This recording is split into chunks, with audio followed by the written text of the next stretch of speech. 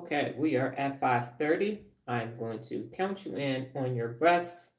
You're going to inhale and exhale, inhale and exhale, inhale and exhale, and then we're going to get this brain-tastic party started. I will count you in a descending order in a 3, 2, 1. 3, 2, 1.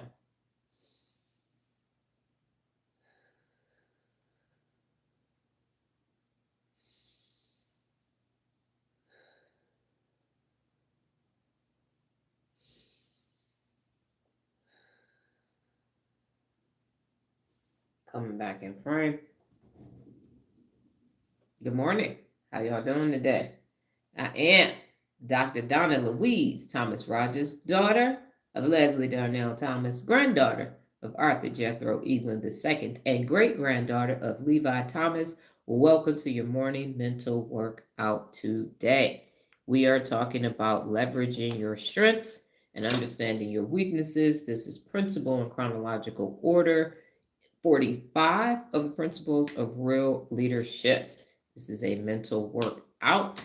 And so, as always, make sure you have your liquid gold with you, baby. Your H2O, your Vasa, your Agua, your water, because you're burning 75% water and it needs hydration. And this is a mental workout. So, we're going to get started today with the Dr. Donna Quote. And it is, when you are strong, you will excel. When you are strong, you will excel.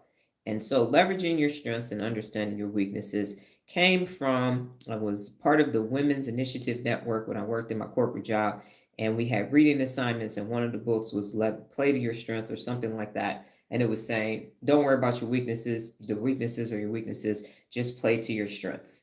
I don't agree with that, because if you don't even understand what your weaknesses are, then your strengths aren't going to be as strong as your strengths can be. Good morning, Jerry. We were talking about leveraging your strengths and understanding your weaknesses as principle number 44 of the principles of real leadership. And so when you only focus on your strengths and you ignore your weaknesses, you will find out how strong you ain't. And so I am 5'6.5". I will never, ever be able to dunk a basketball. And I went to school with Earl Boykins, and yes, he can, and Spud Webbs could, but that's not something that I could do. Give me one moment.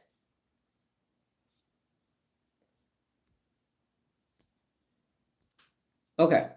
And so, but I need to understand that all that encompasses, because what I can do is practice. I used to coach basketball, men and women, when I was in the Army. So just because I can't dunk a basketball doesn't mean that I can't teach someone else how to do that. And I'm sure if I really, really tried, not with these 52-year-old bones, but 30 years ago, I'm sure if I practiced, I would have been able to do it.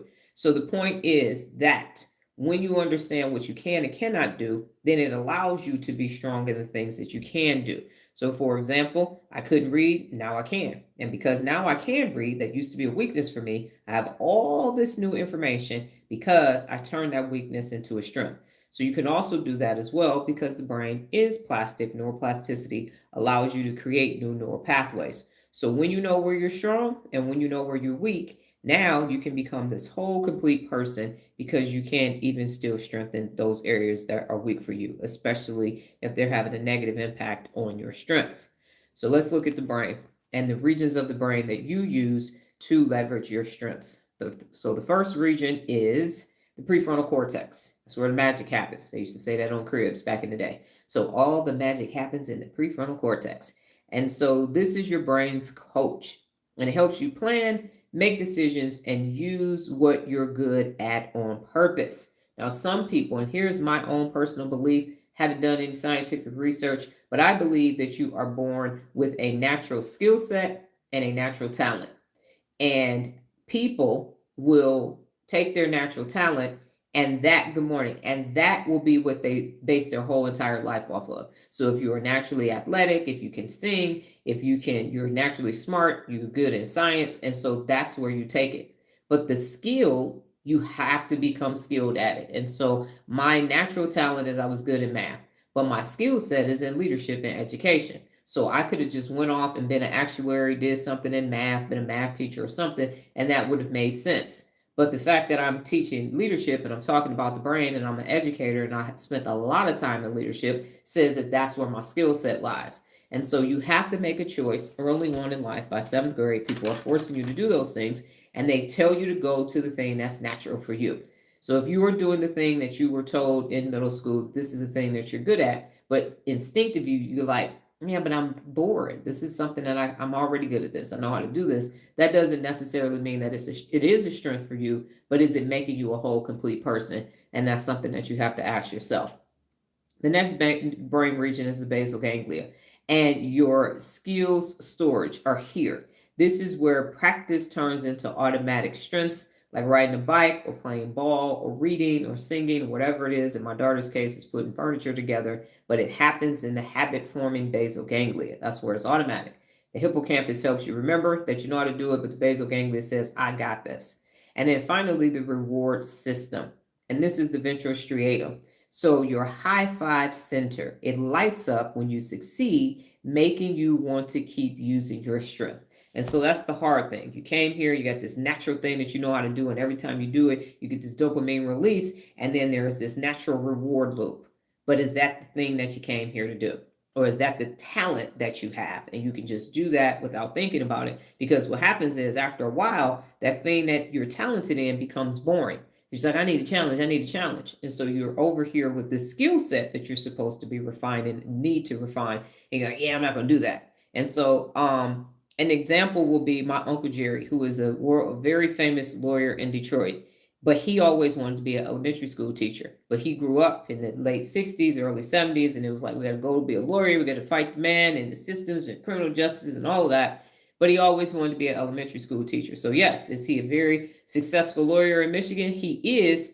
But the thing that he actually wanted to do that he was skilled in was to teach elementary school. And so the reward loop was win a case, got money, millionaire, and all of that. But the skill development would have allowed him to continue to grow as a person and create this whole brain experience had he went ahead and became an elementary school teacher. So if you find yourself vacillating back and forth in the thing that you are very strong in, that you came here naturally to do, but then this thing that you could do, but it's going to take time and effort, go after that thing, because that's where you're going to have a total brain experience, because the hippocampus is not going to reward you for a talent that you already came here with, that you already know how to do, that you do effortlessly. It's already the best.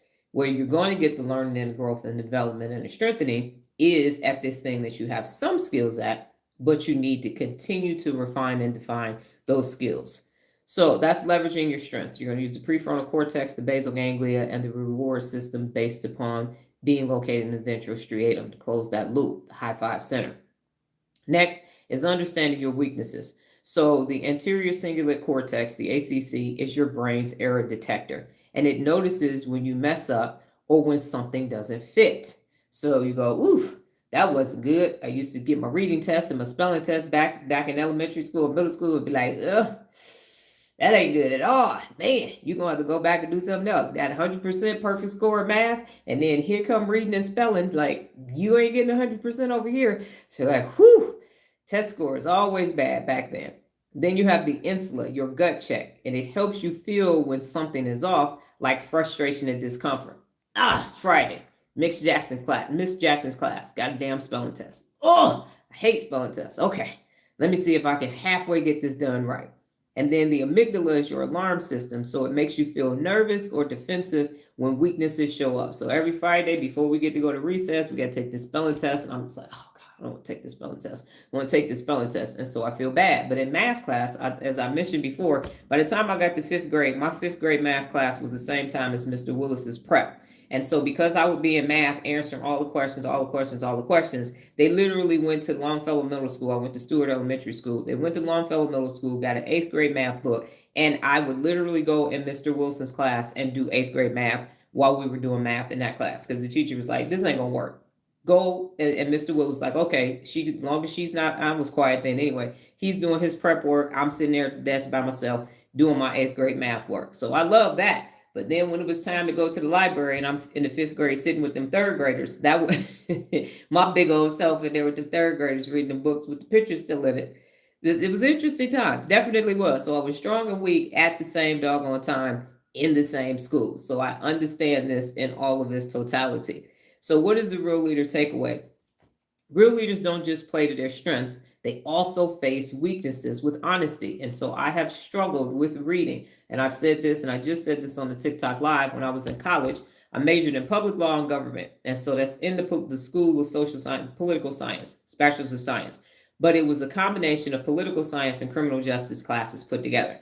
And so I had to start reading court cases by my junior year. And it would take me 9 minutes to read one page. And I had a big Webster's dictionary, and I would look up the word, highlight the word, write it in the margins. I could never sell my books back because I needed them. I was going to need them for the next semester to refer back to them. And so it was a very arduous process. And now I read a book a week, no problem. Read some very boring books, according to my daughter. She's like, nobody's going to read that book with you and the person that wrote it. Dry as burnt toast. But I never thought that I would be able to read the books that I'm currently reading, because the books that I was reading at the time was a weakness for me. And so now I can read at a very high level. I've created that neural pathway, but it definitely was a weakness all the way up until my junior year of college. So that's a long time. From the time you are 5 years old when school starts until you are 20, 21 years old, you're talking 15 years of struggling with reading. And now I'm in my 11th year, soon to be 12th year of reading a book. So it's working out swimmingly, but that was a weakness for me. And so you could see how by not focusing on that weakness, how was I going to be strong? How was I going to be a math teacher when you got story problems? How was I going to be teaching calculus to people when the problems don't even have numbers anymore and it turns into sine and cosine and all these other things? So if you don't focus on your weaknesses, it's going to stop you from actually being strong in the thing that you believe that you're strong in. That's why it's important to actually understand it and strengthen it too. Now, knowing that there are 86 billion neurons in the brain, all you have to do is go to the hippocampus, the bank of neurons, make a withdrawal from the dentate gyrus, and study and create that neural pathway. That makes it simple for you to now create even more strengths where you actually thought you were weak. And again, I am that example of that. So the real leader takeaway again is that real leaders don't just play to their strengths, they also face weaknesses with honesty. And be honest is one of the 74 principles of real leadership. Must face your weaknesses if you want to be a real leader. Yes, sir, a leader, but yes, sir, that is correct. So use your coach brain, your prefrontal cortex, to guide both. And that's what I'm saying. Understand your strengths and then leverage your strengths to understand your weaknesses. Now you celebrate your strengths, but you listen to the error detector and gut check when things go wrong.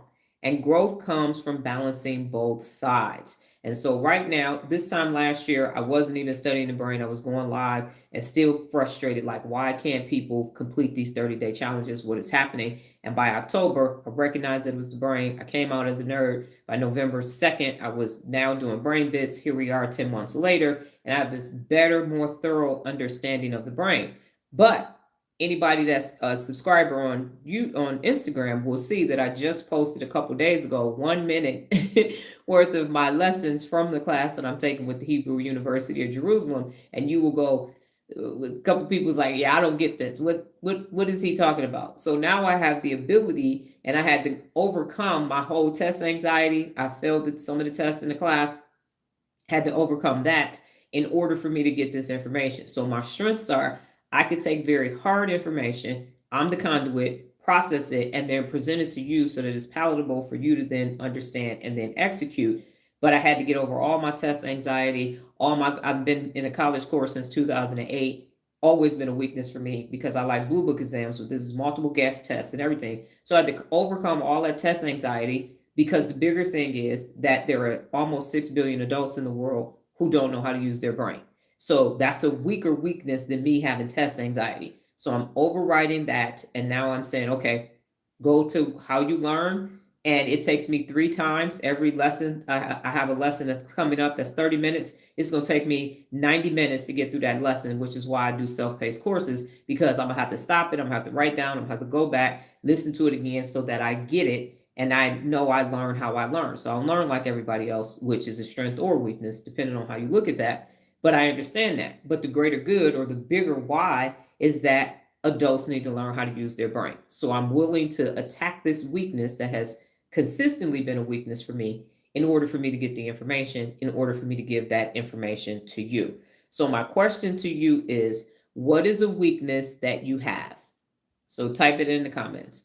What is a weakness that you currently have? Please don't be too hot.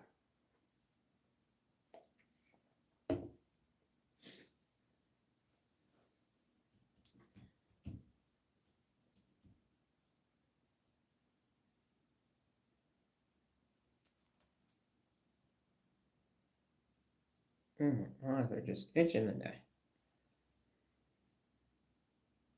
Thank you, Noah. So ... if you're thinking, my eyes are itching and so bad. Noah, you said listening to or just listening?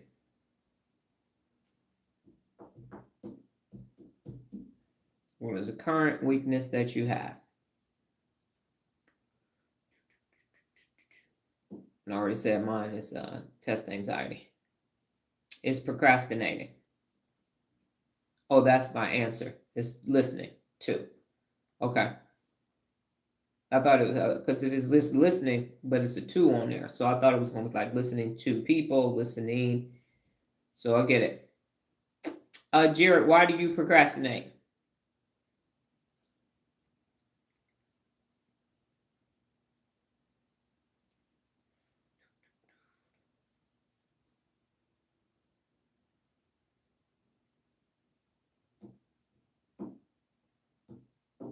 And no, we know yours is listening and why.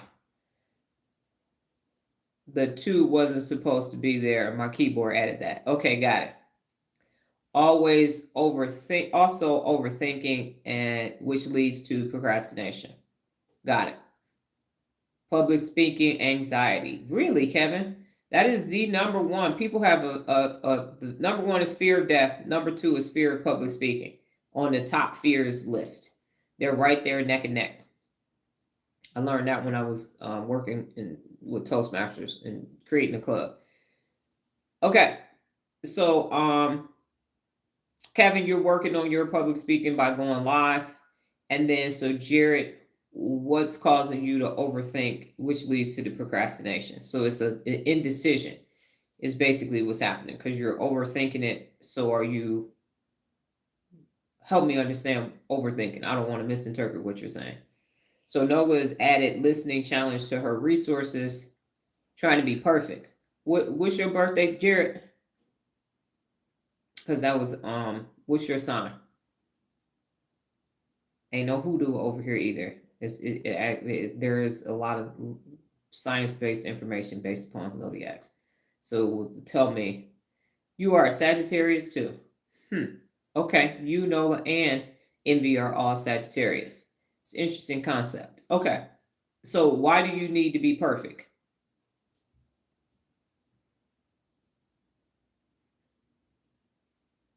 And I know what Kevin, and if I'm not singling you out, but I know what Kevin and Nola are already working on their weaknesses right now. And Kevin is loving me right now because he keep getting lists every time he open up his TikTok or his email. I got 1, 2, 3, 4, 5, and number 7. Like you gonna start seeing the number 7 and start running. No, I got Tara. Here she comes with 7 more things for me to do. 7 and 4. 3, 7, and 4. She's keeping these damn numbers. Every time I turn around, I'm going to list. And number 4, and 5, and 6. And then you need to do this. Like, how I go live and I keep getting to-do lists. Because that's how it happens. You think you're doing one thing and then you got to go work on all these other things. Surprise! Like a spider monkey. Don't worry. No, hey, listen, Kevin, you might want to start sending messages to your battle buddy. Y'all can talk about me in the group chat on Instagram. I don't care because everybody getting it. Like how she keep coming up with a list? How I do one thing and now I got to do 70 things. That math ain't never mathing. It's compounding interest. You know that. It's an investment. It's like when you get a house and you thought all we had to do was redo the floor, and then you find out you got termites. And now you got some roaches in there too. You got to tint the whole thing. And that house that y'all had to put up on risers and then build it, the foundation. Like, you're going to raise the foundation. That's all that's happening. It's just a construction project. I'm thinking I'm in a newly formed what? Yes, you're getting renovations. We rehabbing you. Getting you ready for your personal legend. Yes, you are in a new challenge. You are. You got pulled in.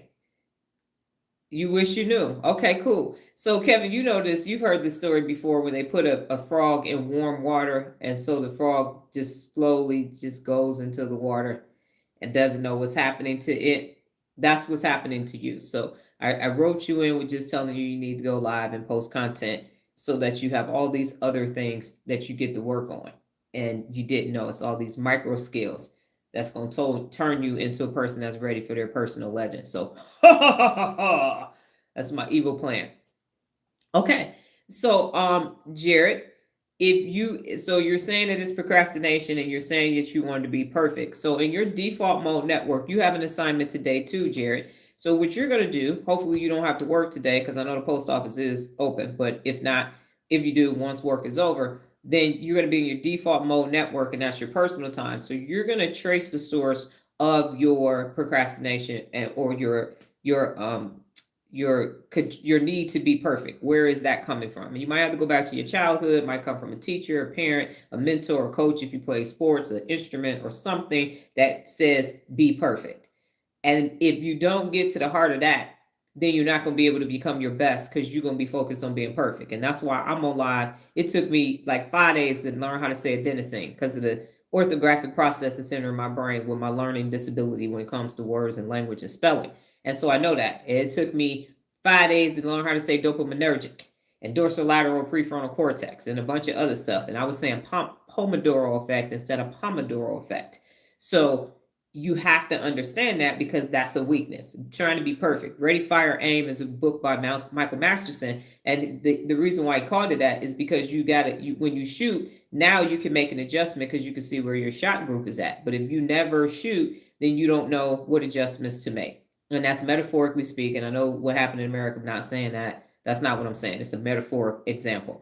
And so that is what's stopping you. Good morning, Lola. That's stopping you from everything grand that you want to accomplish because you don't want to make mistakes. But you got to know, you got to trace that neural pathway all the way back to the source of when it got created. So neurons fire and wire. So something fired, you heard something, saw something, or were told something. The neuron fired, wired, made a connection, and now you have this neural pathway of it's got to be perfect. And so now you can't do anything because it's not perfect yet. So I'm not going to do it. And I'm saying you got to make mistakes. It's called frog kissing. So you got to make a whole bunch of, for a woman, you got to keep doing not a woman, but people who marry princes, that you got to kiss a whole bunch of frogs in order for one to turn into a prince. So you got to make a whole bunch of mistakes before you get to your eureka moment. And that is never going to happen as long as you're trying to be perfect. I thought you were going to say that you and Kevin going to get mad. You a Virgo. Because Virgos it got to be right. It got to be perfect. It got to be right. Or no, not at all. This ain't right. Go back. This ain't right. Go back. This ain't right. Go back. Get it done. It's got to be, we will be perfect. The Denzel Washington sound coming from Remember the Titans. So that's what's taking place. But it's okay to not be perfect over here. It really is. So go ahead and mess up. And if you go back, Jared, into the group chat in Instagram, the private one, Real Leaders, you will see that Lorenzo was definitely afraid of posting his song that he's playing on the guitar. And I said, post it because it's a safe space over there. Fuck it all the way up. It's okay. As long as it's not illegal or immoral, go ahead and mess it all the way up. That's why I mess things up. I tell you, I got a new word. I'm going to be messing this word up for about 4 days. And then I'm going to get it. So I was saying adenosine. And Nola had to say it's on the scene. Because I can't remember how I was saying it, but I was not saying adenosine. And that's the natural neurotransmitter that releases when it builds up throughout the day, causes you to be sleepy. You go to sleep, then it goes back down. That's your natural melatonin, basically. Okay. So yes, you need to have that answer inside of the chat by 8:00 p.m. Pacific Standard Time. So go ahead. Message me. Don't put it in the chat. Message me on Instagram to tell me what it is and why you believe you need to be perfect. Okay, you can put it in the Real Leader. Wasn't it awesome, Kevin? And he was embarrassed. Can you believe that? He literally said he was embarrassed to put that out there. Embarrassed. I was like, embarrassed? Me rapping is embarrassing, but that right there, you should tell him, Kevin, go back in there and tell him it was awesome because he literally thought, I can't do this. And it was awesome. So that positive reinforcement will definitely have a great impact on him. It was. Yeah. So you got to get to the heart of that, Jared. All right, Lola, we were talking about leverage your strengths and understand your weaknesses. And if Lola, if you, because you could be at the gym or working this morning, but if you're not, go ahead and type in what your current weakness is. And while you do that, I'm going to move forward and I'm going to give you all the top 3 neuroscience reasons why people avoid leveraging their strengths and understanding their weaknesses. So here we go. The amygdala, the homie, the one that's always causing 70,000 problems by the nanosecond. The amygdala's fear response. So the amygdala can trigger fear of judgment, failure, or rejection. No kidding. And even when we know our strengths, fear of standing out or failing publicly can keep us quiet. And that's what you had, Kevin. I'm not going to go live because what if it goes left? What if nobody's on there? What if nobody listens? And all these other things. So what? I was talking to myself yesterday on TikTok live for a minute and it was 0 people on there. It was 0 people on the live when I started this morning. So it ain't no big deal. Ain't no thing but a chicken wing. Okay. On the flip side, weaknesses feel threatening. So the amygdala pushes us to avoid them too. So the amygdala don't want you to really do something grand and it don't want you to fail either. That's where that comfort comes in. Where is my comfort zone? Where can I sit and be I and not be terrible? And that's where I'm going to stay. Hence 70% to Chris Henry rule. This is where I look like I'm excelling, but I'm not excelling to the point where I could look like I'm a fail and fall flat on my face. But then I'm not over here acting like I can't, that I'm looking terrible and I'm a loser in the family either. So everybody sits right there at 70%. They stay at 70% and they die at 70%. I am too comfortable. Jared, yes, you are. And thank you for admitting that. 1000%. Is your brother on Instagram too? Do you have an older brother? Because there's someone with your last name and his first name start. I think it's Jay, if I'm not mistaken. So on Instagram, if you type in your username, he pops up.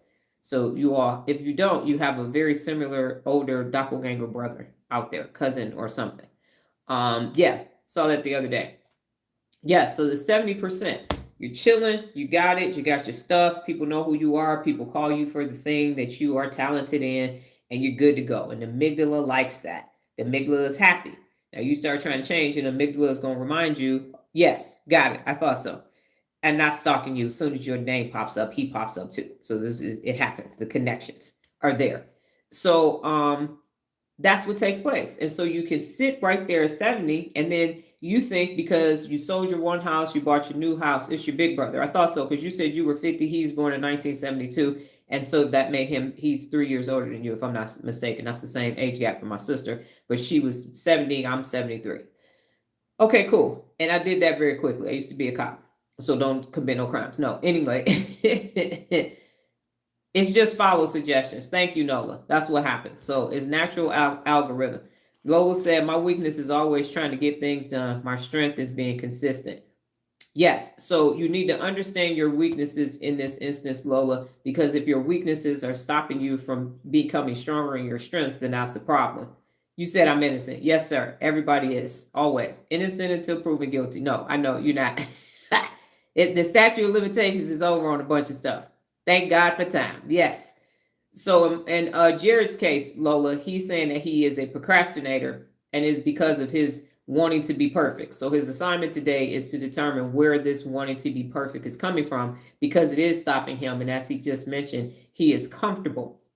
And that's a terrible place to be. Comfort zones are killing zones. That's what they are. They're terrible places to be because they're going to steal and just take everything that's good from you and say, we ain't got to do that. We don't need to do that. We ain't doing none of that. Dream stealers is basically what comfort zones are, and strength stealers too. So get out your comfort zone and live on the edge with the rest of us. All right. So that amygdala is amygdalaing all the time. And now you have cognitive, it's fear of the unknown. And Krishna, that is what everybody has. And so that is a natural brain response to not knowing what is going to happen. And so your amygdala, which is almond shaped and is tiny as hell and causes all these problems, the amygdala says we got to seek comfort. We don't know what's on the other side. We don't know what's around that corner. We don't know what's in that other country. So stay safe. We just protect ourselves and stay safe. And so that's what happens. But in order for you to become extraordinary and be a bad mofo like myself, you actually have to attack that fear. And part of the reason why you are afraid to do things is because you don't have a sound strategy. So I say don't do anything without a strategy. Don't even go in your kitchen to get a snack without a strategy. Plus, if you don't know what you're going to eat, the doorway effect, as soon as you walk in the kitchen, you're going to forget why you was in there. So you say, for me, I'm going downstairs, I'm going to get some popcorn. Going downstairs, I'm going to get some popcorn, put my popcorn in the bag, and then I have my popcorn. So when you have a strong strategy, when you do the thing that you're going to do, so I'm going to use myself for an example. Came out as a nerd, as I mentioned last year, started studying the brain, and now the mantra on my wall is study the brain, master the brain, teach others to do the same. And that's why that's how the people of the world will forever be changed. And so whatever I'm doing, I have to ask myself, does this benefit my brain? And my strategy every morning is I get up, and now I have a TikTok live at 4. Over there, I'm just giving them information about the brain because they don't know about this live. And over here, strategically, we are now in the tell me, show me, let me. We're in the show me phase of the 74 principles of real leadership. So I have an agenda every day. I have my ChatGPT notes, and I've prepared. I got my graphics and everything. So I don't have as much of a fear of unknown for the lives. Now, the only unknown factor I have are 2. I don't know who's going to be on the live, and I don't know if I'm going to have an experience with the unaccountable troll. I have a system in place for them, depending on what they've said. Sometimes they get removed. Sometimes I go ham on their asses and then remove them. And sometimes I educate them and I might let them stay. So currently, Peanut is here. We're going to see how this goes. This is a perfect example. So this is the unknown factor. Don't know what's about to take place, but it doesn't stop me from doing my daily live and educating the adults that want to learn about their brain. So my point is, don't do anything without a strategy. And it's this something as simple as going to get a snack out of the kitchen, because now you can assess. So Kevin had a live on Thursday. He received 7 questions that he was so excited about. As soon as he got the email, he was like, see, I knew it. I knew she was going to give me some follow-up questions. I'm ready. I was prepared. I knew something was going to happen. Let me answer these questions because this is awesome. That's not what happened. He got them questions and said, say, what? What is the after action review? Dr. Donna. But anyway, he still answered the questions. And now we are developing a strategy for Kevin. Don't be telling Papa about the doggone IG thing right now. Wait till you get off live. You messing up my notification. I'm seeing you responding to him right now. You supposed to be in class paying attention. You didn't ask for a bathroom pass, and you didn't went to go talk to your doggone girlfriend. You like, yeah, so we gonna meet afterwards. We're meeting at the kissing tree. Get your ass back in class. Pay attention. I'm talking about you right now. So Kevin gets the 7 questions. Now he knows that he needs a strategy for his live, but he did initially. We talked about it the day before. What the hell is what I said? I know that's what you said. I was joking. I know you ain't no way you smiled and said, this is a good thing. This is what I'm talking about. This is why I did this. No, it's not. But you had an initial strategy, and then you did the live. Then we did an after action review. You got some other things. You picked the day. You got to pick the time, and now you will grow forward. And so part of your unknown or fear of the unknown is for lack of a strategy. So that is why you have a strategy. So when you execute it, you go back to the strategy, you review what happened, what went well, what didn't go well, what do you need to improve? And that takes away 95% of the fear of not knowing. And the bigger thing is you got to have a why. So if you don't have a why you're doing it, soon as something goes left, you're going to quit.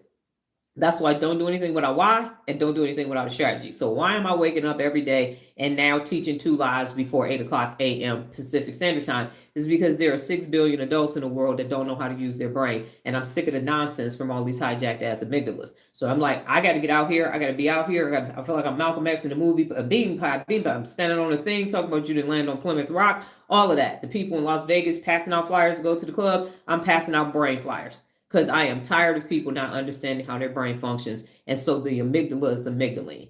That's my why. Plus, I'm working on my personal legend. So that is it. If you find yourself afraid, make a strategy. Do a brain dump. Write down all things you think could go left, and then make a strategy. Create the why. So when you feel overwhelmed, you remember why you're doing something. So hopefully that helps you. Next, number 2 is cognitive bias in the prefrontal cortex. So the prefrontal cortex sometimes protects us with mental shortcuts.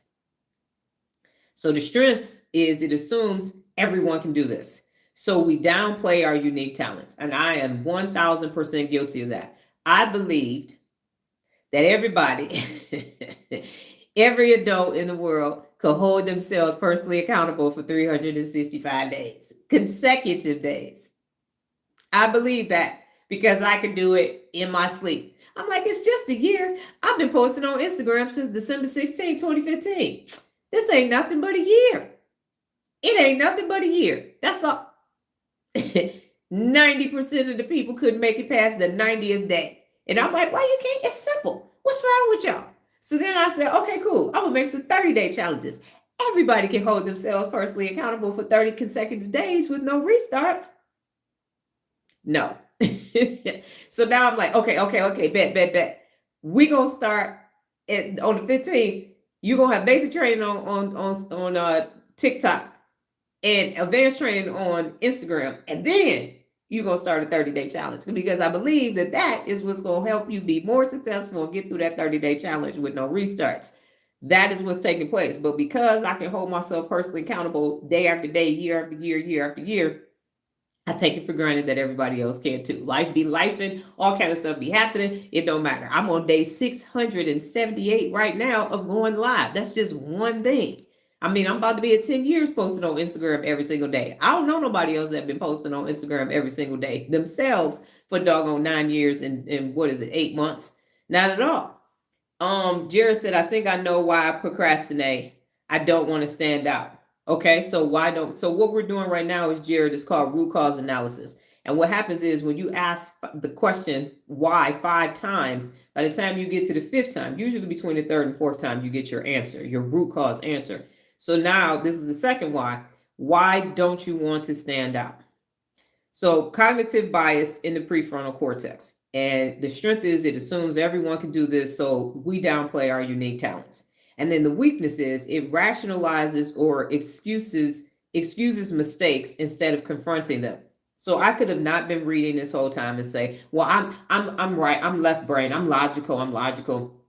And reading is creative. I don't do nonfiction. Oh my goodness, there's so much more to life than just reading nonfiction. I mean, math is in everything. Math is in cooking. Math is in coding. Math is in driving. And that's what I could do. And then I wouldn't be able to be studying the brain right now, because there ain't no way in hell, if I didn't know how to read, that I'd be able to listen to him and comprehend that information. So the bias keeps us from seeing ourselves accurately. And that's why you have to have people that are personally accountable around you, because Kevin did a great job on his live, but Kevin got 7 questions to ask. How can you improve? Because be the best is one of the 74 principles of real leadership. So, yep, that was your baseline. And now you're going to keep that there so you'll know exactly. And Kevin, if you haven't done so, you need to go in and post some of those highlights on your feed so that you will be able to understand your progress, because you've seen some of my previous lives. You're like, they got away with murder and all of that. And now you understand the process. So you'll be able to look back and go, this is how far I've come since that first live. So you go into the live settings and it will allow you should have a bunch of highlights, because we were harding. So you're going to post those highlights. And if you have enough space in your phone, download your live and post it on your YouTube channel publicly. So you will have a starting point for that. He's like, how I get another doggone task? I was over here minding my own business, and now you got me doing some more shit. Dr. Donna, ugh.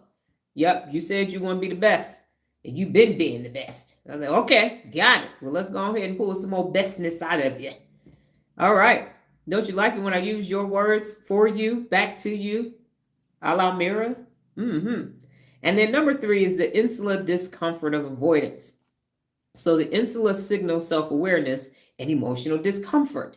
I am discomforted when I have to say these scientific terms. When they got to the physics portion and I'm getting ready to get back to some more physics in my class, I did not take physics. I was a business administration major in high school. I took chemistry and biology, and that's it. I took chemistry and biology in undergrad. And then my daughter took physics in high school. I said, you're going to do some you can book me's, because I don't know shit about physics. And now here I am 5 years later. Yes, you do. 5 years later, learning about physics. So never say never, especially if you're trying to do something extraordinary.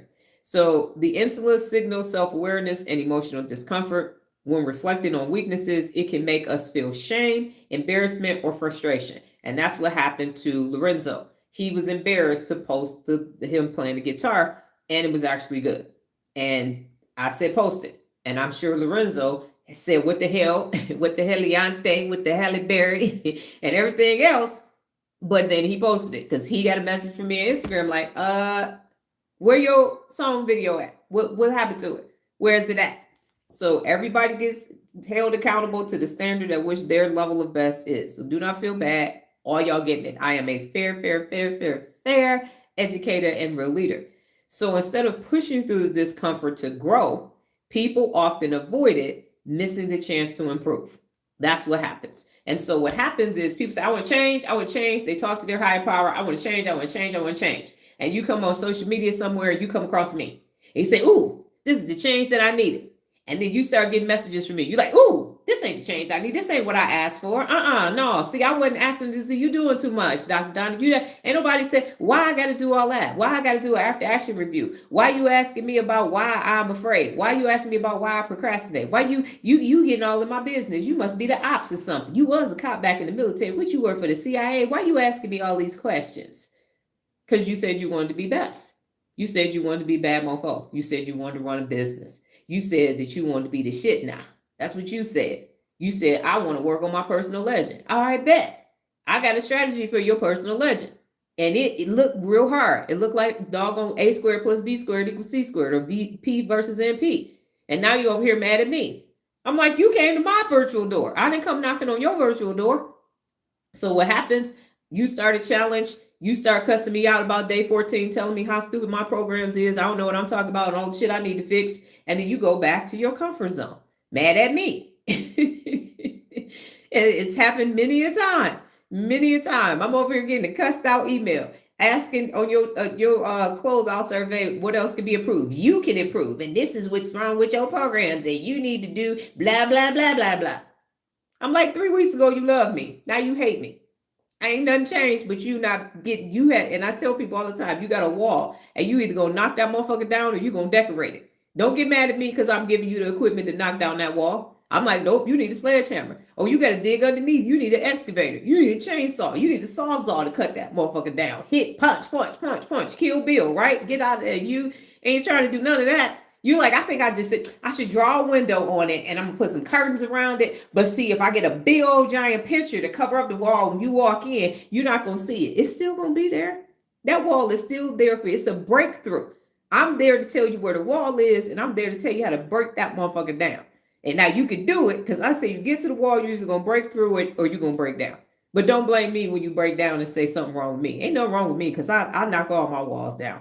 So that's what's happening, because it's uncomfortable. And I'm very good. God gave me the ability to find out where your Achilles heel is and put my 4.1-inch stiletto booty right on it and apply pressure.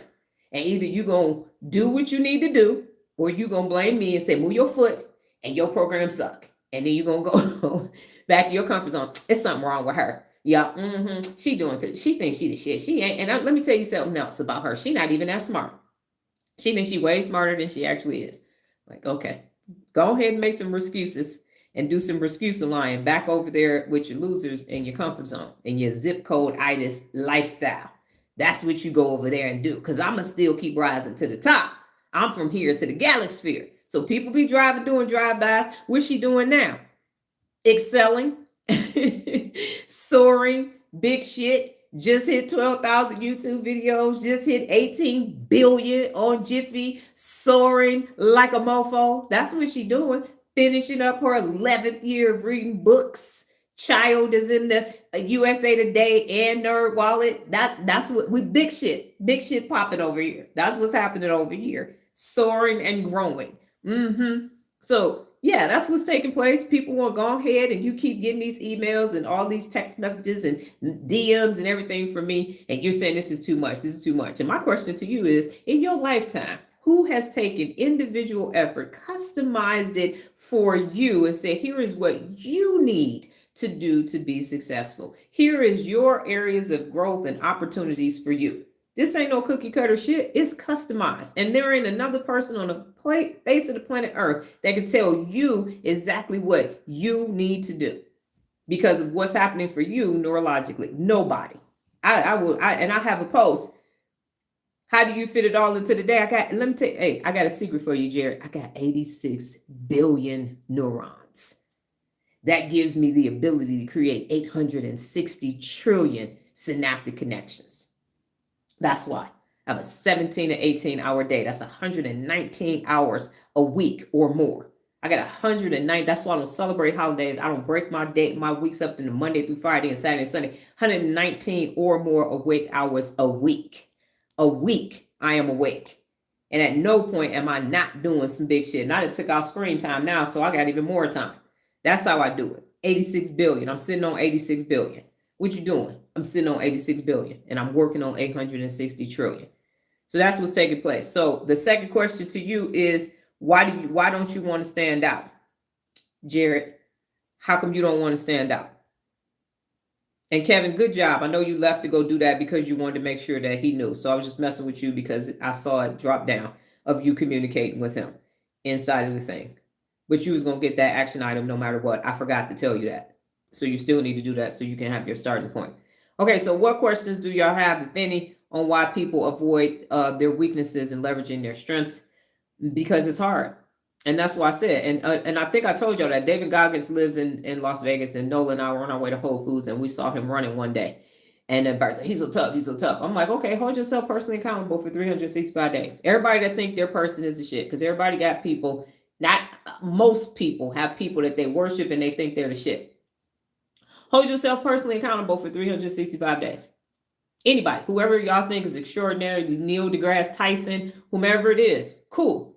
Go ahead and do these 365 days in RL 365. If you that bad, you don't need no startup. You don't need no warm up. Hold yourself personally accountable for 365 days. I'm gonna tell you exactly who you are and who you ain't. 365 days. That's every holiday. That's don't miss and day consecutively. No restarts, no nothing. Start it and then finish it, and then we'll see how strong you think you actually are. You will be weak as soft as warm butter. Can't do it. Neurologically inept. And I don't care, the best neuroscientists, they could be a Nobel Prize winner, they could be a billionaire, a gazillionaire, a trillionaire, ain't gonna matter. 365 consecutive days is gonna tell you who you are. You're gonna find out who all the unaccountable people are in your life. You're gonna find out all your weaknesses and everything else. Again, that's why I say baddest mofo walking the face of the planet Earth. Hey, good morning, Jessica. I point it out more weaknesses than strength. Is that part of negativity bias? 1000%, Miss Jessica. Yes, ma'am. You are correctamundo. Yes, you are. That is rumination in the left amygdala telling you you ain't shit. That is the left amygdala's job until you give it a new job and you say you are fired from being a hater and now you are going to be an empowerer, left amygdala, which is why I am currently working on emotional regulation, because I am sick of Lala's ass talking shit all the damn time. She always got something to say, popping off. Yeah, well, you didn't pronounce dopaminergic right 6 months ago, 3 months ago. You didn't know how to say it. I know how to say it now. I know how to say it now. So yes, that is correct. Jared, do you have an answer on why you don't want to stand out yet, sir?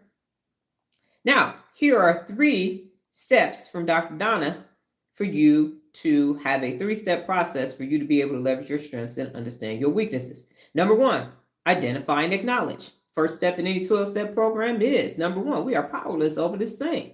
Step 1, powerless over this thing. So you got to acknowledge what's taking place.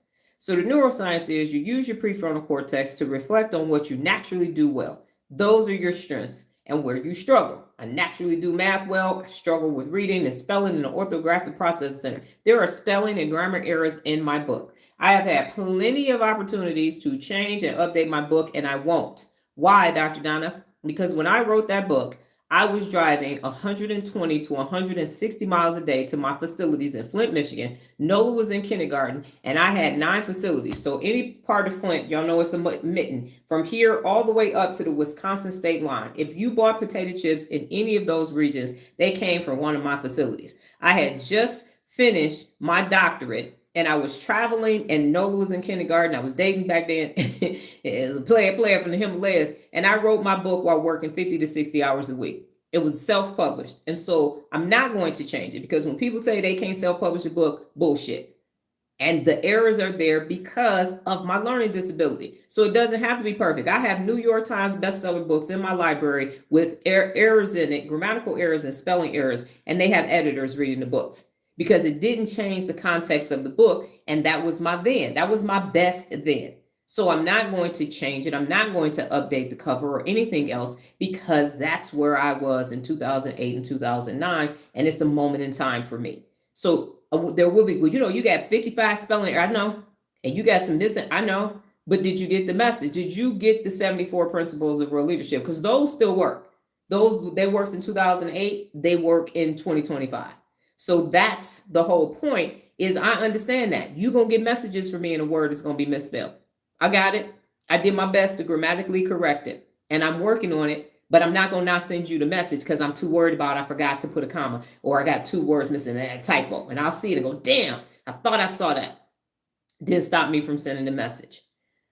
And Jerry says, seems like when you stand out, you got target on your back. We got ChatGPT now. Yes. And what is ChatGPT doing? Writing it for us? Lola, yes, I have a challenge. My weakness always trying to get things done. I'm losing people because of this. My strength is being consistent. So you got to fix that, Lola. You got to fix that. You got a target on your back. So Jared, you think I got a target on my back? Who coming for me? And Nola says that because of my time in the military. But who actually like, move out the way, Dr. Donna. I'm teaching people how to use how to use their brain to be their best. Ain't nobody, it's empty. It's like, hello, help. Nobody's helping or anything. So 2 things. What's the target on your back? And ChatGPT does what now?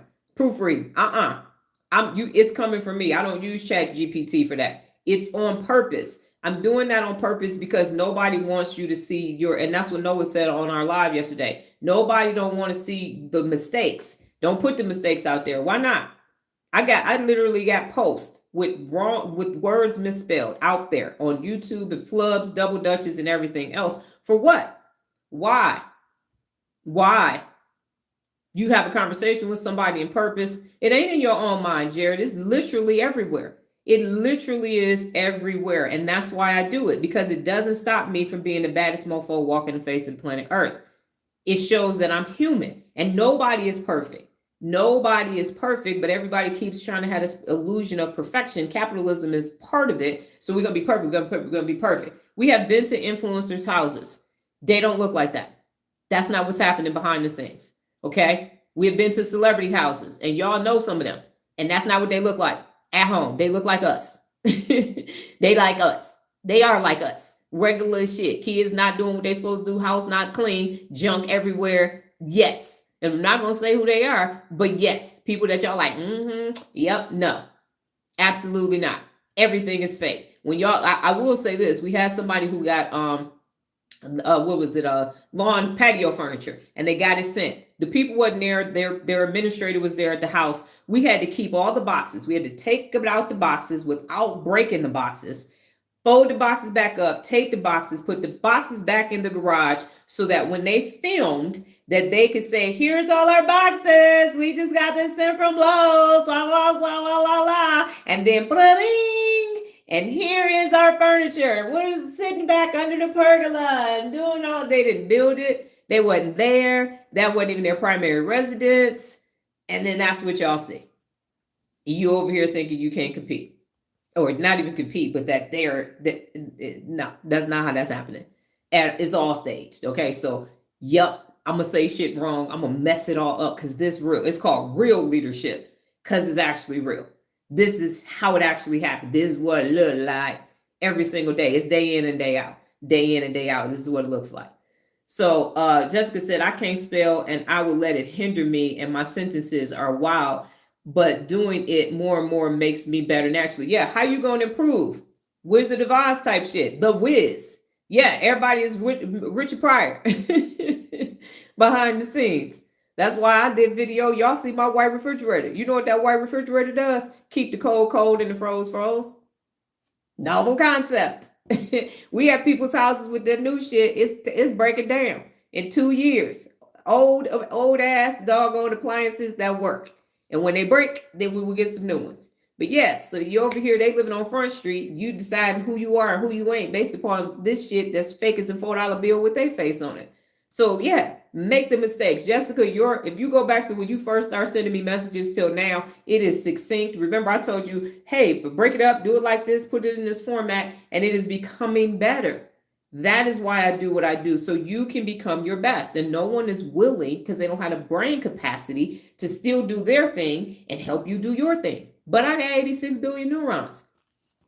86 billion neurons. And you're getting more and more. And that's why I'll send a message. Misspelled words or the grammar ain't correct. So you're like, well, damn, if Dr. Donna sent it, and I'm not saying don't proofread. I'm saying you got to get to the point where you can proofread. And there are just some people who English is their strength. And so they are proofreading. And then you give them an algebra book. And next thing you know, they're on the floor in a fetal position crying because they can't do math. Everybody showcases that talent that they have. Where are your skills at? How many, that 21 Savage song? How many somethings you got? A lot. How many skills you got? Not a lot. Not a lot. You got that one talent that you keep dusting off and trying to repurpose, and that's it. And Jared said, I just got to do it. But you got to find out why you're not doing it, Jared. You got to get to the root cause. Because if you just got to do it, whatever is actually stopping you, when you hit that trigger, you're going to stop. Whatever that trigger is. So you got to know what it is so you can do something about it. Okay. Yes, and you implement it and adapt it, and it works, and it's getting better and better. The only way for you to strengthen that neural pathway is to keep doing that thing until it gets better and better. As I mentioned all the time, my daughter literally had her first appointment.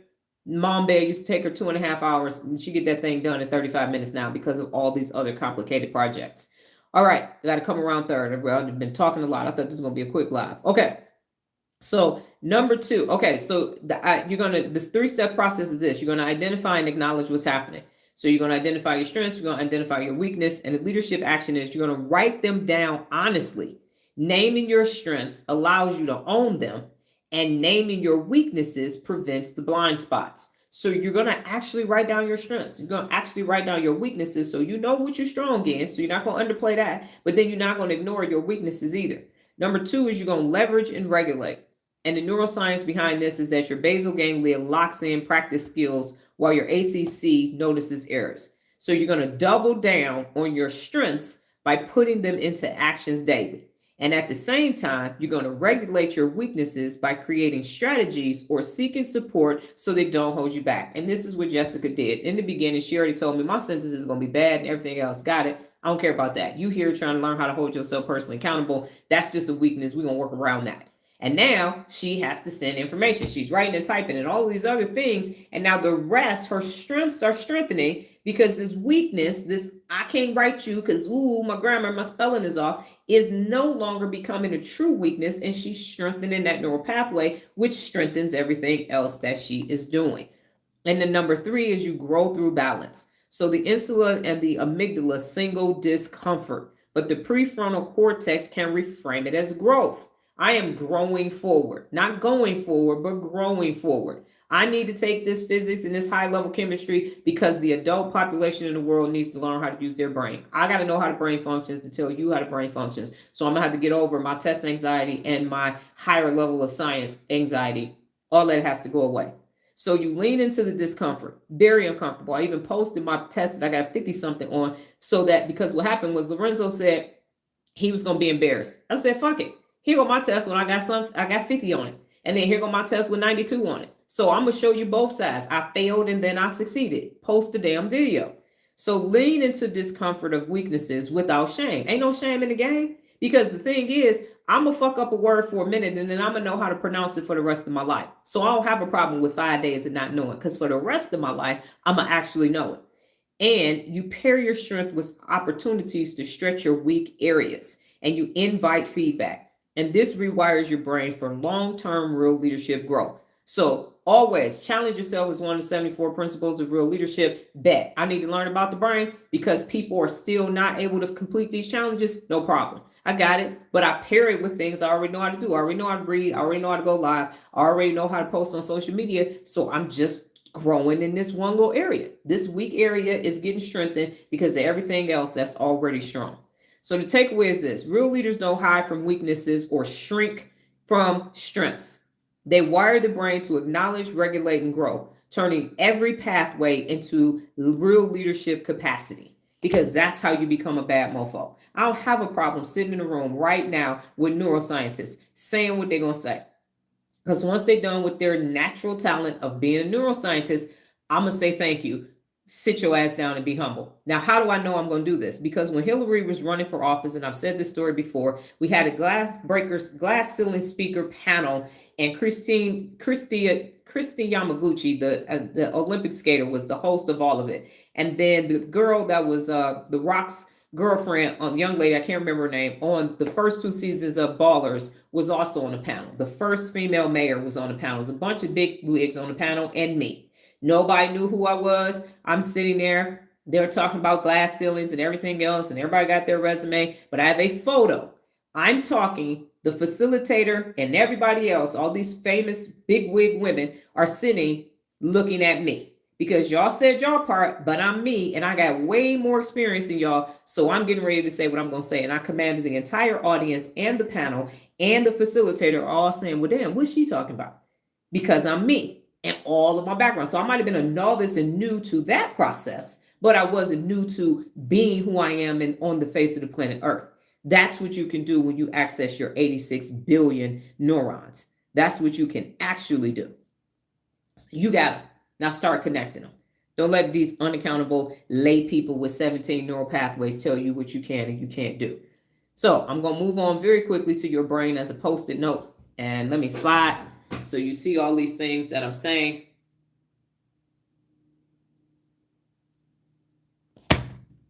And here is the neuroscience behind your brain being a post-it note. So your brain is like a post-it note, perfect for short reminders, but not built to store everything long-term. That's why my desk got all these post-it notes on it, because I can't store all that information in my head myself. Your brain is, so you can't set reminders. You can't get it all done. So what you do is your working memory equals the post-it note. That's what you're working on now. So your prefrontal cortex holds just a few thoughts at a time, like a sticky note on your desk. The problem, post-it notes fall off. They get lost or they run out of space. And that's the same with your brain. It forgets details if you overload it.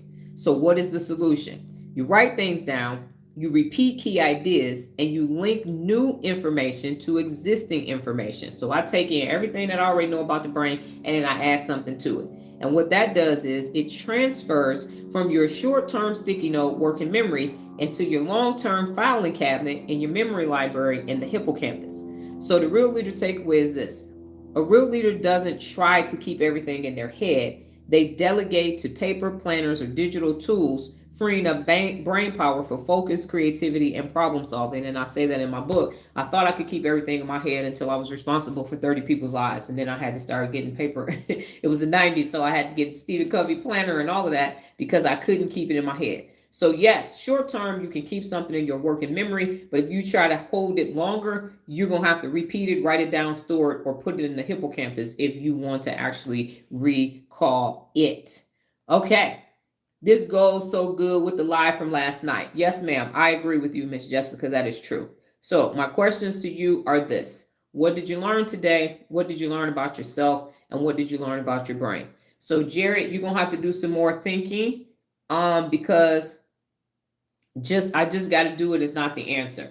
And so this is difficult for you neurologically, because what's happening is you got this automatic shut off. The amygdala is like, no. The hippocampus is like, we're not about to go grab those memories. So you might find yourself getting sad. You might even cry. That's why I cry on lives too, because it's attached to something, is buried. And so you got to keep asking why to lift it up so you can get to what's actually causing you to not do this. Where is the automatic shut off that says, no, it's got to be perfect. I'm not going to do it. I don't want a target on my back. All of this is coming from external stimuli. So you got to get to why who got a target on their back? For what? What makes you think you're going to have a target on your back? And I will tell you this conversation I had with Nola. I think she's in the 7th grade. We're at the dinner table. We were having a leadership conversation, and she said she don't want to be a leader because leaders got to take responsibility for everything that everybody else mess up. That's not leadership. Everybody has to be responsible for themselves. Every adult is the CEO of Me Incorporated. So no, you don't. You hold other people accountable for them to use their 86 billion neurons too. That's not what leadership is. Leadership is about empowering people to become their best. sending them messages with 7 questions in it saying conduct an AAR review. That's what leadership actually is. It's empowerment. It's visionary. It's saying here's where you can be and here's how you can get to where you want to be. So yeah, just wait. Just think about it all day and then send it back 8:00 p.m. my time. I think you're on the East Coast, if I'm not mistaken. All right. So what did you learn today? What did you learn about yourself? And what brain conversation did you have yesterday? And so ... So I know that you're thinking and that you're present. You didn't drop off. YouTube didn't stop you from talking. Jessica said, I also learned that I'm going to start implementing what the best in and what do I do is, and then map it out to the goal. Yes, ma'am. So writing all that down helps, and looking at it and reading helps as well. Kevin said today, learned I'm not the only person who tries to store everything they learn in their brain. Yeah, you can't do that. You can store it in the hippocampus, but you can't keep it in the working memory because, like a Post-it, if it's hot enough, it's gonna fall off the desk, fall in the trash, and everything else. So it has to be somewhere else. That's why I have so many notebooks and so many books. Don't try to read a book after me unless I didn't like the book. Then you can. But if I like the book, I'm gonna have. Nola has tried to read books after me. I got stuff in the margins, video, posted. This is a good idea for that. It ain't gonna happen. So I can refer back to it. And that's part of the other reason why I make a video of it. So I can say, let me see what I thought. Empowerment is part of my mantra. Okay? Is that what you learned today? Or is that what you learned about yourself? Jared, Nola, I learned that you can't just focus on strengths, but improve your weaknesses too. Yes. And your strengths will get stronger when you improve your weaknesses. I'm probably always gonna have spelling problems, but I fuck up and misspell bigger words now. Yes, I do. I now can't spell dopaminergic, but I damn sure can spell cat. C-A-T. And I still get the I before E except after C and E before I except after Y, because in German, that's not the case. So my spelling in German is 99999. It's no bueno at all. And Kevin said, myself, I have great value in my failures and need to share them. You do, and you need to share them on your lives. Yes, you do. People are afraid to talk about their failures. Anytime you watch a story, people's failures, if an autobiography or something, if the failures are a little bit of it, and then it's all about all this success. But it takes the failures last way longer than you get to the success. But they want to show the success because that's easier. It's easier to sell success. Jared said, learn today. I need to find out what is holding me back from being my best. Yes, sir. Noah said, I learned about myself. I am not afraid to address my weaknesses and work to improve them. And nobody should be. But unaccountable people, again, make you feel bad because they're sitting in their comfort zone and they're only working on the thing that they're naturally talented at. And they want to tell you how it's so simple for them to do. And that would be like me saying, why you can't hold yourself personally accountable for 365 days? I mean, it's only 365 days. What's wrong with you? That's what they do. And then go ahead and then what happens is you throw their weakness at them. I don't have time to do that. That's not important. That's not what I'm focused on. I'm focused on this right here. Okay. And that's why this right here is stuck right here. Jessica said, I don't know if I did a brain conversation yesterday. I know we did the live. Does that count? Yes, ma'am. You were asking questions about that. So yes, ma'am. That is the case. If you missed the live yesterday, go to Instagram and watch it. It was pretty good. Nola did a great job of explaining how uncoachable she was and why she was uncoachable and how she became the reason why, and then the reason why she became coachable and the results as a result of learning how to be coachable. So what we're doing on the lives, they're Fridays at 5 p.m. Pacific Standard Time, is we're going through the principles of real leadership one at a time that Nola didn't do, and then that Nola started to do. So she can show people, yeah, I wasn't doing that. I wasn't doing that. And I wasn't doing that. Nola said, I talked about my brain and how I want to be able to get control to be able to get back in my prefrontal cortex after a pop-off.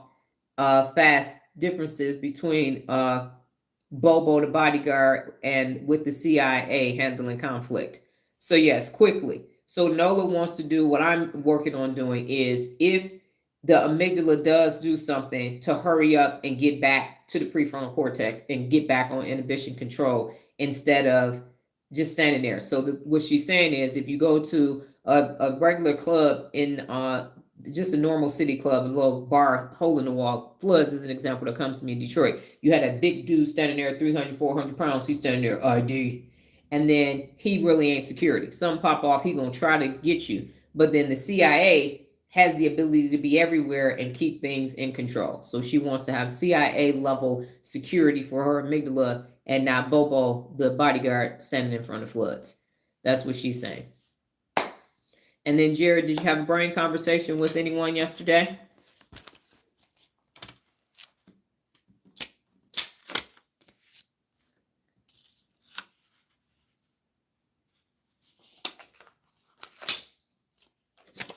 And Kevin, did you have a brain conversation with anyone yesterday? We're going to go ahead and get... I really thought I was going to be quick today. Oh, well. Such is life. And the other thing that I will say is that for you all in the Real Leader subscriber portion, you all can actually interact with each other. You don't have to wait for me to put something in there. So it's supposed to be a safe space. What? Don't be talking about me. No. I'm still in there. I'm still the administrator on there. But to start, like, that's why I'm encouraging, like Lorenzo posting his thing. So if you have an idea, you need a space to just dump the idea to see what's what.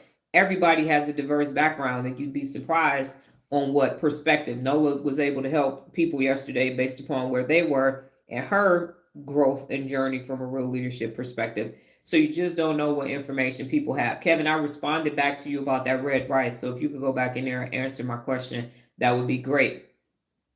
Yes, you can put your goals in there, Jared, after you determine why you got a target on your back and you are trying to be perfect. Now, what we won't turn this into is, and people have to say this, is I'm selling shirts. Anybody want a t-shirt? Because that's not the purpose. The purpose of it is for you to have a form where you're trying to create a neural pathway or you're wanting to be personally accountable. That's what this is for. Because if you want to do the other stuff, then you got to go, you won't, here's how I'll say this. I used to be a business strategist. I help people with their business all the time. And what I realized is the reason why it wasn't sticking is because they didn't have the neural pathways. So you got to learn how to hold yourself personally accountable first, which is what Jessica is finding. Jessica is very good at taking care of everybody else. She gonna make sure everybody else is doing what they're supposed to do. And then when it comes time to her, she can't take that and turn that internally. So you have to understand what's stopping you from being personally accountable on a daily basis.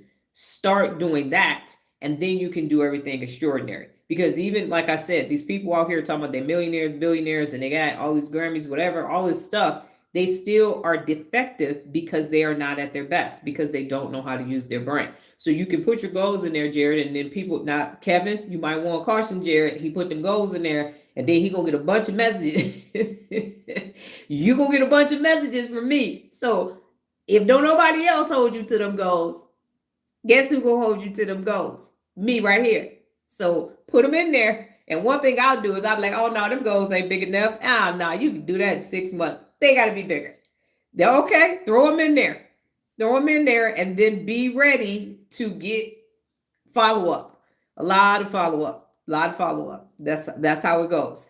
So the point is, that's what the personal accountability real leader, yes, you're going to get some extra work to do. And remember, I'm never going to put more pressure on you than I'm putting on myself. So even though it feels like it's a lot of pressure, I'm over here beating myself up to say it go to the next level, and not to the point where it's like I don't have a balanced existence. That's not what's taking place. But it is 2 levels up.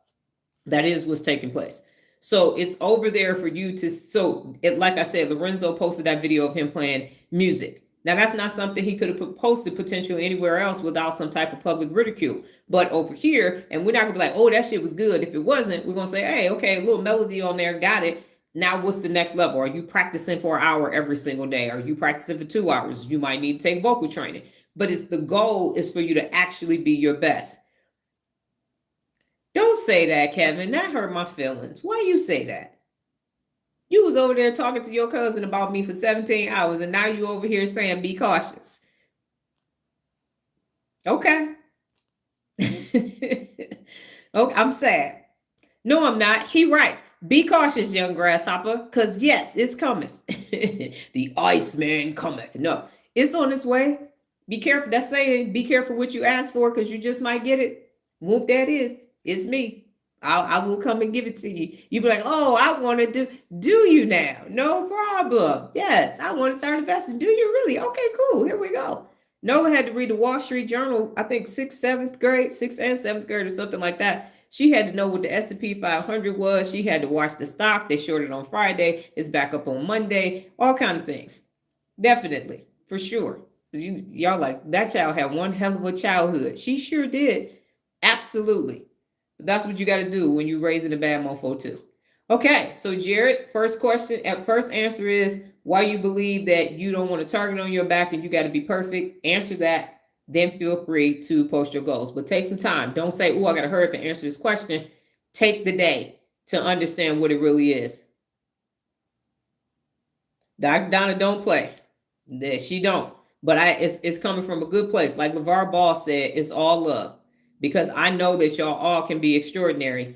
And somebody got to believe in you. Because right now, the way the people, the unaccountable people in the world got the damn world and fucking people in a chokehold. And I'm sick of these motherfuckers. Point blank, period. I was on live this morning and somebody said, wow, this just is refreshing. It's just a refreshing experience.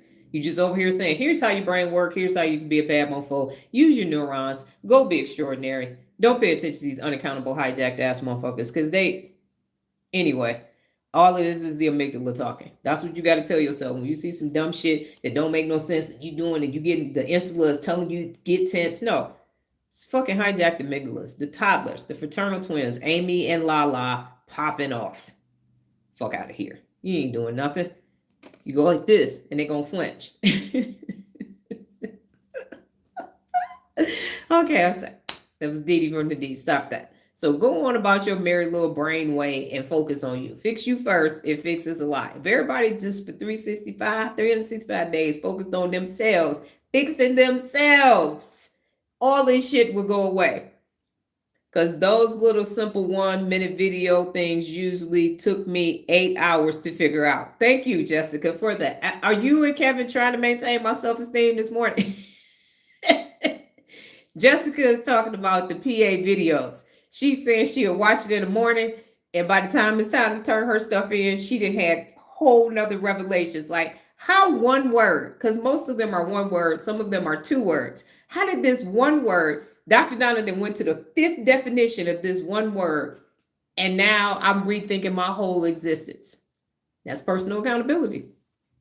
Yes, it's personal account because it is reflective. It is me. What is my thought process on this thing? Not this programming, but what is my thought process on this thing? And that's what it was designed to do. And that's what I done spent the last 12 years doing. That's why I have so many videos, because you think, oh, I just watched this 15-minute video. I just watched this 3-minute video. But now I knew this is going to hit this by this audio. Because I'm not even, you only hear me on the PAs. The Real Leader Brains are where you actually see me. But that's in Real Leader Resources. Self-assessment is key every day. That's what you're doing in your default mode network. All the time that you're by yourself, you need to be self-reflecting. And you need to be reframing all this unaccountable shit that's coming in, these external stimuli, and say, if it don't apply to me, get this shit out of here. That doesn't apply to me. They're not talking to me. Change it. Reframe it. Word choice matters. Somebody on the live, and I'm getting ready to go. Somebody on the live this morning asked me, am I black? And so I held up, where's my pencil sharpener? I said, no. This is black. I'm African American. I'm not. So stop referring to yourselves as colors, because we're not. We're complexion. That's it. But it's ethnicity. Ethnicity. So no, I'm not. I didn't sign up. I wasn't in those meetings. I didn't sign up for that. Not at all. I am African American and from the Africas, Bantu, and a bunch of other things. Nigerian and some Welsh and all of that. Let it fly. Good morning, Sean. We're getting ready to get out of here. We were talking about leverage your strengths and understand your weaknesses. You're going to get another message from me this morning as well, but I got to take a shower and get out of here. Watch the replay because it is actually value added. So definitely watch the replay over the weekend, Sean. So everybody, I do appreciate your participation and you going through this process, because you are the foundation for how the rest of the world is going to change. So you are making a difference. Every day that you tell me something, I'm like ChatGPT, I'm an algorithm. I'm going to take that information in. I'm going to make a video or a piece of content that's going to go back out and help somebody else. It's going to be a resource somewhere for somebody else to neurologically create a new neural pathway and change. So you are making a difference. If you don't feel like you're making a difference anywhere else, you're making a difference over here. And I have the ability and the intestinal fortitude to make the adjustments for people in the world to change. People will learn how to use their brain, and they will forever be changed as long as I'm alive. That is my mission every single day, and you help with that every single day. So I thank you for being here, taking time out of your day, a day that you're never going to get back again, and participating.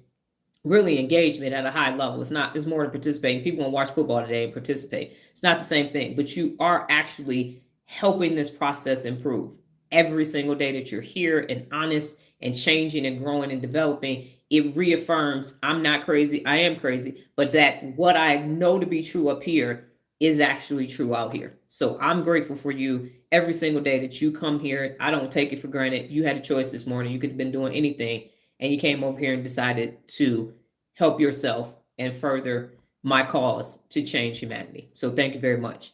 You all go off and have a great rest of your day. God willing, higher power in the universe. I will be back tomorrow, same time, same place, safe space, different brain t-shirt. Have a brain-tastic day. Take care.